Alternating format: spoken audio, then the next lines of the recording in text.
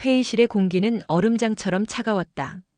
밤 10시를 넘겼지만 송무팀의 불빛은 여전히 꺼질 줄 몰랐다.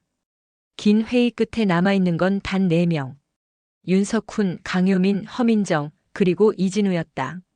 강효민이 두툼한 서류 뭉치를 양손에 움켜쥔 채 입술을 깨물었다.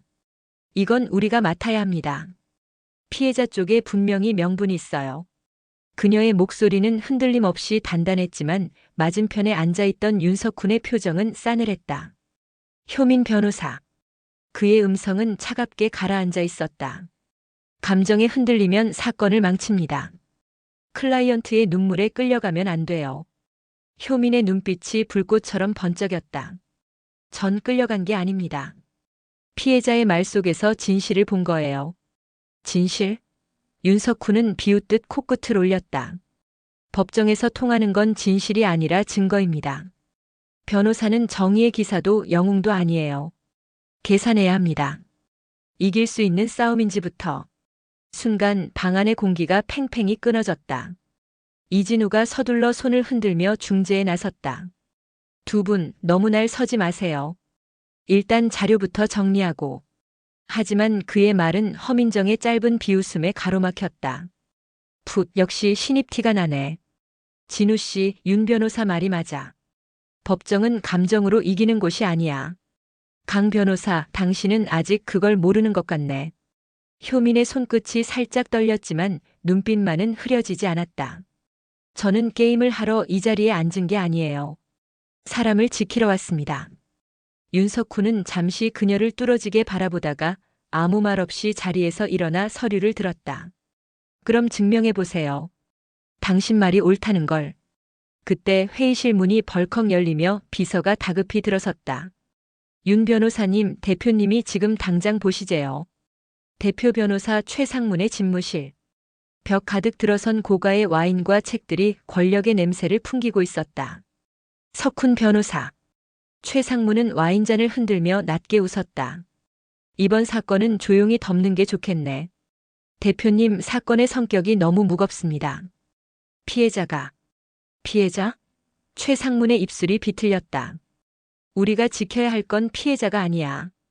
우리 의뢰인이 누구인지는 말 안 해도 알겠지? 윤석훈의 어깨가 뻣뻣이 굳었다. 그의 눈에 스친 이름, 바로 과거 자신을 무너뜨렸던 가문이었다. 수년 전 그 사건 하나로 가족 같은 동료를 잃고 자신의 명성에도 씻을 수 없는 흠이 남았다. 다시 이 사람들인가?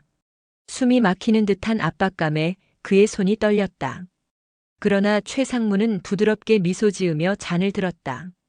석훈 변호사, 율림의 별은 꺼지면 안 되지 않나? 과거는 과거로 묻어둬. 이 사건 내가 무리할 필요 없어. 윤석훈은 대답하지 못했다. 다음 날 아침 구내식당. 허민정이 커피를 내려놓으며 이진우에게 낮게 속삭였다. 어떻게 윤석훈 한번 털어볼까요? 이진우는 순간 놀란 눈빛으로 그녀를 바라봤다. 허 변호사님, 무슨 말씀이에요? 너도 알잖아. 너무 완벽해서 누구도 흠을 잡을 수 없는 사람처럼 굴잖아. 근데 완벽한 인간일수록 치명적인 약점이 있는 법이지. 이진우는 대답하지 못한 채 커피만 만지작거렸다. 하지만 식당 입구에서 막 들어오던 강효민의 귀에 그 대화의 마지막 문장이 꽂혔다. 윤석훈을 턴다고? 그게 무슨 의미지? 효민은 곧장 발걸음을 돌렸지만 머릿속은 혼란스러웠다. 이번에 배정된 사건은 대기업 임원의 이혼 소송. 표면적으론 재산 분할과 양육권 다툼이었지만 그 속엔 폭력과 불륜, 은폐된 비리까지 얽혀 있었다. 강효민은 피해자라 주장하는 아내를 직접 만나 이야기를 들었다. 제발 제 아이만은 지켜주세요. 여성의 떨리는 목소리에 효민의 가슴이 저릿하게 조여왔다. 그녀는 결심했다. 걱정 마세요. 제가 끝까지 지켜드릴게요. 하지만 윤석훈의 입장은 달랐다. 감정에 휘둘리지 마세요. 상대는 대기업 임원입니다. 그들은 법정에서 돈과 권력을 무기 삼아 싸울 겁니다. 우리도 승산을 계산해야죠. 효민은 고개를 세차게 저었다. 계산이 아니라 정의가 있어야 한다고 생각합니다. 밤 홀로 사무실에 남은 윤석훈. 그는 서류를 넘기다 멈췄다. 사건 기록 속 한 이름이 그의 시선을 붙잡았다. 이름이 똑같아. 그때 그 집안. 과거 법정에서 패소했던 기억이 떠올랐다. 그리고 그날 밤 함께 울던 한 여인. 허민정. 손끝이 떨렸다. 그는 자신이 이번 사건을 이겨내지 못한다면 과거의 상처가 다시 벌어질 걸 직감했다. 문틈에서 이를 지켜보던 허민정이 미소 지었다.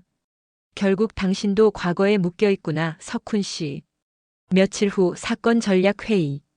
팀은 정면으로 갈라졌다. 윤석훈, 우린 논리와 증거로 가야 합니다. 감정은 배제하세요.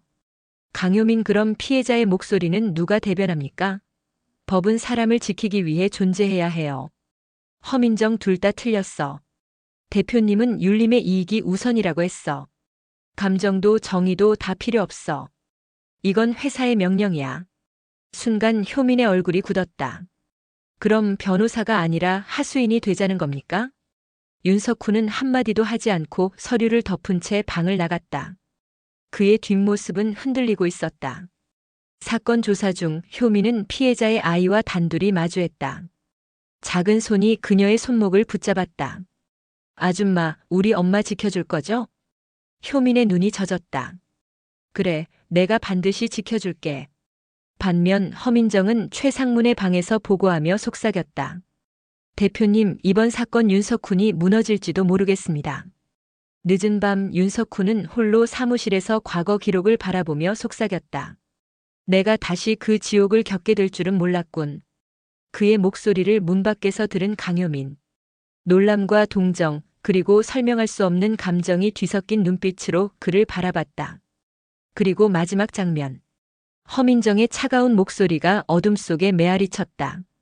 어떻게 윤석훈 한번 털어볼까요? 화면이 암전된다.